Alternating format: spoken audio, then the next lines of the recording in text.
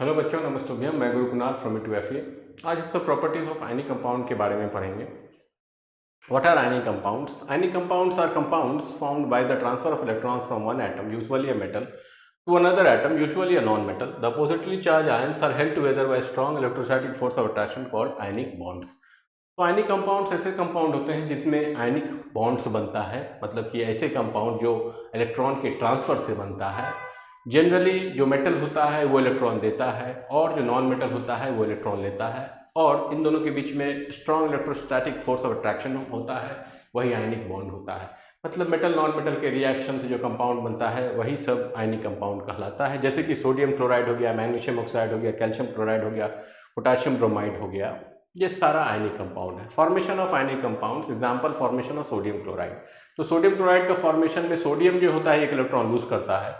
Sodium का electronic configuration होता है 281। ये एक इलेक्ट्रॉन लूज करके Na+ बना लेता है और 28 पे ऑक्टेट रूल फॉलो करते हुए स्टेबल हो जाता है। स्टेप 2 में यही इलेक्ट्रॉन जो है वो क्लोरीन गेन कर लेता है और Cl- बना लेता है। क्लोरीन का जो एटॉमिक कॉन्फिगरेशन होता है 287, ये एक इलेक्ट्रॉन लेके 288 बना लेता है और ऑक्टेट रूल फॉलो करते हुए ये भी स्टेबल हो जाता है। उसके बाद Na+ और Cl- में Cl- के बीच में चूंकि अपोजिटिव चार्ज होता है आयन से, तो strong electrostatic force of attraction हो जाता है और इसी को आयनिक बॉन्ड बोला जाता है और NaCl का फॉर्मेशन हो जाता है। The opposite charge attracts each other forming a strong ionic bond.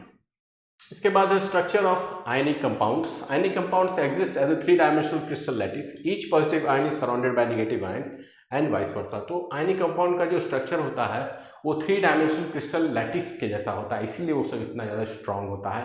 हर एक पॉजिटिव आयन को 3 डायमेंशन में सब तरह से नेगेटिव आयन घेर के रखता है और हर एक नेगेटिव आयन को 3 डायमेंशन में सब तरह से पॉजिटिव आयन घेर के रखता है। और आपस में ये, लेकिन नहीं, चूंकि पॉजिटिव चार्ज आयन है तो एक दूसरे को पकड़ के रखता है, अट्रैक्ट किए रहता है, इसीलिए आयनिक बॉन्ड सब इतना मजबूत होता है। For example NaCl, Na+Cl-, Na+Cl-, तो Na सोडियम आयन के बगल में क्लोरीन आयन है, फिर क्लोरीन आयन के बगल में सोडियम आयन है, फिर सोडियम आयन के बगल में क्लोरीन आयन है, और यही 3 डायमेंशन में है, तो इसी को 3-डायमेंशनल क्रिस्टल लैटिस बोला जाता है। This arrangement makes ionic compounds very strong. ये अरेंजमेंट जो है ये आयनिक कंपाउंड्स को बहुत स्ट्रॉन्ग बनाता है। प्रॉपर्टीज ऑफ आयनिक कंपाउंड्स, सबसे पहला है solid at room temperature. Explanation, ions are held together by very strong electrostatic forces. A large amount of energy is needed to separate them. Therefore ionic compounds are solids. For example NaCl, NGO। तो ionic compound सब जो होता है वो generally room temperature पे solid ही होता है, और इसका कारण ये होता है कि बहुत ज़्यादा स्ट्रॉन्ग इलेक्ट्रोस्टैटिक फोर्सेस से आयन से एक दूसरे को पकड़ के रहता है, इसीलिए बहुत ज़्यादा एनर्जी चाहिए होता है इन आयन को सेपरेट करने में। इसीलिए आयनिक कंपाउंड सबका जो मेल्टिंग पॉइंट होता है, बॉइलिंग पॉइंट होता है, काफ़ी हाई होता है, इसलिए रूम टेम्परेचर पे जनरली सॉलिड ही पाया गया है इनको। जैसे कि सोडियम क्लोराइड हो गया, मैग्नीशियम ऑक्साइड हो गया, कैल्शियम क्लोराइड हो गया। Hard but brittle, hard strong ionic compounds make ionic compounds, ionic bonds make ionic compounds hard. तो बहुत मजबूत आयनिक बॉन्ड के कारण आयनिक कंपाउंड्स जो होता है बहुत हार्ड होता है। आयनिक कंपाउंड्स ब्रिटल भी होता है। When force is applied similarly charge ions come close together, like charges repel each other, the crystal breaks into pieces. Salt crystals break when hit with a hammer. तो ionic compounds brittle भी होता है। इसका कारण ये होता है कि जब बहुत ज़्यादा फोर्स लगाया जाता है तो सेम चार्ज ही पास पास आ जाता है और वो एक दूसरे को रिपेल करता है, जिससे कि क्रिस्टल टूट जाता है, क्रिस्टल टूट जाता है कि नहीं। तो इसी कारण ये ब्रिटल होता है। जैसे सॉल्ट क्रिस्टल को जब हथौड़ा से मारा जाता है तो वो टूट जाता है। High melting and boiling point, large energy is required to overcome the strong electrostatic attraction between ion. तो आयनिक कंपाउंड सबका मेल्टिंग पॉइंट, बॉइलिंग पॉइंट काफ़ी हाई होता है और इसका कारण स्ट्रॉन्ग आयनिक बॉन्ड्स होता है। काफ़ी ज़्यादा हीट एनर्जी चाहिए होता है इसको तोड़ने के लिए, इसीलिए मेल्टिंग पॉइंट, बॉइलिंग पॉइंट काफ़ी हाई होता है।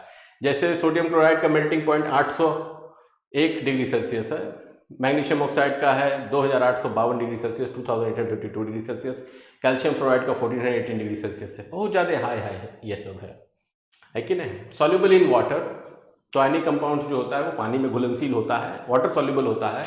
Water is a polar solvent, positive end of water attracts negative ions, negative and attracts positive ions, thus ions separate and dissolve. Soluble ionic compounds में NaCl, KCl, NH4Cl, NaNO3 आता है। तो water जो है polar solvent होता है और ionic compound भी पोलर होता है, इसीलिए पॉजिटिव एंड जो पानी का होता है वो नेगेटिव आयन को अट्रैक्ट करता है, नेगेटिव एंड जो पानी का होता है वो आयनिक कंपाउंड के पॉजिटिव एंड को अट्रैक्ट करता है, और इस तरह से आयन सेपरेट होकर डिजॉल्व हो जाता है पानी में खुल जाता है। जैसे कि सोडियम क्लोराइड हो गया, पोटाशियम क्लोराइड हुआ, अमोनियम क्लोराइड हुआ, सोडियम नाइट्रेट हुआ, ये सब आसानी से घुल जाता है। वहीं पे सिल्वर क्लोराइड, बैरियम सल्फेट और लेड सल्फेट जो होता है, ऐसा आयनिक कंपाउंड है जो पानी में नहीं घुलता है। Y water dissolves ionic compound, क्यों पानी जो है आयनिक कंपाउंड्स को घोल देता है, क्यों पानी में आयनिक कंपाउंड घुल जाता है? तो water molecules surround ions, this process is called hydration. तो वाटर मॉलिक्यूल्स जो है आयंस को सराउंड करता है और सराउंड करके फिर घोल लेता है, घुल जाता है, आयन सेपरेट हो जाते हैं और घुल जाते हैं। इस प्रोसेस को हाइड्रेशन बोला जाता है। तो NaCl जो होता है वो पानी में Na+ और Cl- ग्रुप में रहता है एक्वस फॉर्म में। इसके बाद है इंसॉल्युबल इन ऑर्गेनिक सॉल्वेंट्स। तो आयनिक कंपाउंड्स जो होता है वो ऑर्गेनिक सॉल्वेंट में इंसॉल्युबल होते हैं, नहीं घुलते हैं। इसका कारण ये होता है कि ऑर्गेनिक सॉल्वेंट्स जो होते हैं वो पोलर नहीं होता है, मगर आयनिक कंपाउंड पोलर होता है, तो अपोजिट नेचर हो गया। Organic solvents include petrol, kerosene, benzene, ether.